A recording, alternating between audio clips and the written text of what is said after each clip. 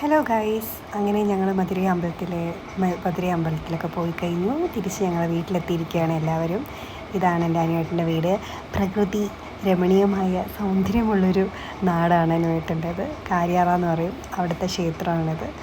അപ്പം ഞങ്ങൾ ആക്ച്വലി ഇവിടെ വന്ന് കഴിഞ്ഞ് പിറ്റേ ദിവസം തന്നെ ഞായറാഴ്ച രാവിലെ എൻ്റെ കസിൻ്റെ വീട്ടിലെത്തിയതാണ്. എൻ്റെ കസിന് വയറ്റും പൊങ്കാലയാണെന്ന് ഞാൻ പറഞ്ഞില്ലേ. ഞങ്ങളുടെ കൊല്ലം സൈഡൊക്കെ ആണെങ്കിൽ 7-ാം മാസം ആകുമ്പോൾ ഇങ്ങനൊരു സംഭവം നടത്തും. എന്ന് വെച്ചാൽ വയറ്റ് നേർച്ച എന്ന് പറയും. പൊങ്കാലയൊക്കെ ഇട്ടിട്ട് നമ്മൾ സ്വീറ്റ്സൊക്കെ കൊടുക്കുന്ന ഒരു പരിപാടി. അപ്പം ഞാൻ ലേറ്റ് ആയതുകൊണ്ട് ഞാൻ അവിടെ നിന്ന് മേടിച്ചുകൊണ്ട് വന്ന സ്വീറ്റ്സാണ് കൊടുക്കുന്നത്. അല്ലെങ്കിൽ നമ്മൾ ഈ പലഹാരങ്ങളില്ലേ, അതായിരിക്കും കൊടുക്കുന്നത് കേട്ടോ. പല സ്ഥലങ്ങളിലും പല രീതിയിലായിരിക്കും. തമിഴ്നാട്ടിലൊക്കെ ആണെങ്കിൽ വളകാപ്പ് എന്നൊക്കെ പറയും. ഇവിടെ നമ്മൾ ഇങ്ങനെ ചെയ്യുന്നു. പിന്നെ കേരളത്തിൽ തന്നെ പലയിടത്തും പല രീതിയിലായിരിക്കും ചെയ്യുന്നത്. പിന്നെ ഞങ്ങളെല്ലാവരും നേരത്തെ വന്ന് ആദ്യമേ മുഹൂർത്തമൊക്കെ ഉണ്ടിരുന്നില്ല കേട്ടോ. ഓരോ ടൈമിംഗ് ഒക്കെ വെച്ചിട്ടുണ്ട്. ആ ടൈമിംഗ് വന്നപ്പോൾ എല്ലാവരും കൊടുത്ത്, ഞാൻ ലേറ്റായി ഞങ്ങൾ വന്നല്ലോ, അതുകൊണ്ട് ഞങ്ങൾ പിന്നെ ലേറ്റായി വന്നതോടെ ഞങ്ങൾ ലേറ്റസ്റ്റായിട്ട് ഞങ്ങൾ ഈ സ്വീറ്റ്സ് കൊടുക്കുകയാണ് കേട്ടോ. അങ്ങനെ ആ പരിപാടിയും ഞാനും അമ്മയും അച്ഛനും എല്ലാവരും കൊടുത്തു. അതിനോടും എല്ലാവരും കൊടുത്തു. ഇങ്ങനെ ചെക്കനും പെണ്ണും കൂടെ അടുത്തിരുത്തിയിട്ട് നമ്മളിങ്ങനെ ഓരോ സ്വീറ്റ്സ് ഇങ്ങനെ വായിൽ വെച്ച് കൊടുക്കും. പിന്നെ അതിൻ്റെ ചെറിയൊരു പരിപാടിയും കൂടി ഉണ്ടായിരുന്നു. ഒരു കുപ്പി വളയും കൂടെ എടുത്തിട്ട് കൊടുക്കും കേട്ടോ. വളകാപ്പുമായി സ്വീറ്റ്സ് കൊടുക്കാനുമായി എല്ലാം ആയല്ലോ. അങ്ങനെ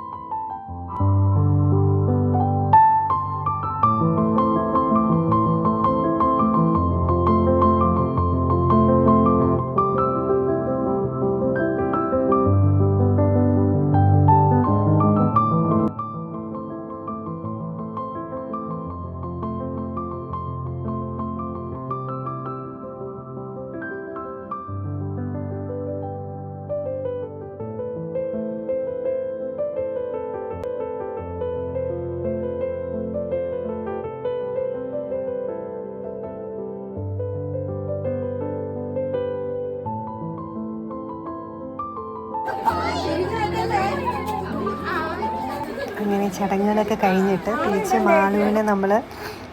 മാളുവിൻ്റെ വീട്ടിലോട്ട് കൊണ്ടുപോവുകയാണ്. ചെക്കൻ്റെ വീട്ടിൽ നിന്ന് പെണ്ണിൻ്റെ വീട്ടിലോട്ട് പോവുകയാണ്. അപ്പോൾ അതിന് കുറച്ച് ചടങ്ങുകളൊക്കെ ഉണ്ട്. അപ്പോൾ അമ്മായി ഇങ്ങനെ എന്തൊക്കെയോ സാധനങ്ങളൊക്കെ കൊടുക്കും. എണ്ണ അങ്ങനെ എന്തൊക്കെയോ ഉണ്ട് കേട്ടോ. ഞാനങ്ങ് മറന്നു എന്തൊക്കെയാണ് കൊടുക്കുന്നത് എന്നൊക്കെ ഉള്ളത്. എല്ലാം കൊടുത്ത് ഇങ്ങനെ സാരിത്തുമ്പിലിങ്ങനെ പൊതിഞ്ഞ് കെട്ടി ഇങ്ങനെ തിരിഞ്ഞ് നോക്കാതെ നടന്ന് പോകണം കേട്ടോ. അങ്ങനെയാണ് കേട്ടോ ഈ ചടങ്ങ്. അങ്ങനെ കുറച്ച് നല്ല നല്ല അടിപൊളി ചടങ്ങുകളൊക്കെ ഉണ്ട്. അപ്പം പിന്നെ നമുക്ക് 7-ാം മാസം തൊട്ട് നമ്മളുടെ വീട്ടിൽ നമുക്കിങ്ങനെ നിൽക്കാം അങ്ങനെ. അപ്പം ആൾ തിരിഞ്ഞ് നോക്കാതെ, അപ്പം അവിടെ നിന്ന് നേരെ ഹസ്ബൻഡ് നേരെ വരണമെന്ന് അമ്മായിയമ്മയോ ഹസ്ബൻഡോ ഭർത്താവോ ആരെങ്കിലും അവിടെ നിന്ന് നേരെ വന്ന് ഭർത്താവിനെ നോക്കിയിട്ട് വേണം നേരെ പോകാൻ. പക്ഷെ തിരിഞ്ഞ് നോക്കരുത്. അങ്ങനെയാണ് ഈ ചടങ്ങ് കേട്ടോ. എന്നിട്ട് ഭർത്താവ് നേരെ ഇങ്ങനെ കയറിപ്പോകണം. നമ്മളിങ്ങനെ എന്താണ് പറയുന്നത്, എന്തോ നിമിത്തം കാണുന്ന അങ്ങനെയൊക്കെ പറയത്തില്ലേ, അതേപോലെ അങ്ങനെ വണ്ടിയിൽ കയറി മാളുവിൻ്റെ വീട്ടിലോട്ട് പോവുകയാണ്. ഇവിടുന്ന് ആക്ച്വലി മാളുവിൻ്റെ ചേട്ടൻ്റെ വീട് അടുത്തടുത്താണ്. ഏകദേശം ഒരു 5 മിനിറ്റ് പോലും ഇല്ല. അത് അറേഞ്ച്ഡ് മാരേജാണ്, പക്ഷേ ഭയങ്കര അടുത്താണ് വീട്. നമ്മളെല്ലാവരും ഒരു സ്കൂളിലാണ് പഠിച്ചത്. അരുണും മാളുവിൻ്റെ ഹസ്ബൻഡും പിന്നെ അച്ചുവും ഞങ്ങളെല്ലാവരും ഒരു സ്കൂളിലാണ് പഠിച്ചത്. മാളു എപ്പോഴോ തൊട്ട് ഞങ്ങളെല്ലാവരും ഒരു സ്കൂളിലാണ് പഠിച്ചത്. പക്ഷേ എനിക്കും അരുണൊക്കെ അങ്ങോട്ടും ഇങ്ങോട്ടൊക്കെ അറിയാമായിരുന്നു. ഞങ്ങളെല്ലാവരും പഠിച്ച് കഴിഞ്ഞിട്ടാണ് പിന്നെ മാളുവൊക്കെ ജോയിൻ ചെയ്യുന്നത്. അതുകൊണ്ട് അവർക്കൊന്നും അങ്ങോട്ടൊന്നും അറിയില്ല. പിന്നെ മാളുവിൻ്റെ വീട് അടുത്തായതുകൊണ്ട് പിന്നെ എപ്പോൾ വേണമെങ്കിലും ഇവിടെയും വരാൻ അടുത്തും പോകാം. അപ്പോൾ മാളു 2-3 ആഴ്ച കണ്ട മാളുവിൻ്റെ വീട്ടിൽ നിന്ന് അത് കഴിഞ്ഞിട്ട് തിരിച്ച് അരുണിൻ്റെ വീട്ടിലോട്ട് വന്നു. അങ്ങോട്ടും ഇങ്ങോട്ടും എപ്പോൾ വേണമെങ്കിലും പോകാമല്ലോ. പിന്നെ അതെല്ലാം കഴിഞ്ഞ് ഞങ്ങൾ കുറേ ഫോട്ടോസൊക്കെ എടുത്ത് അടിച്ചങ്ങനെ പൊളിച്ചു.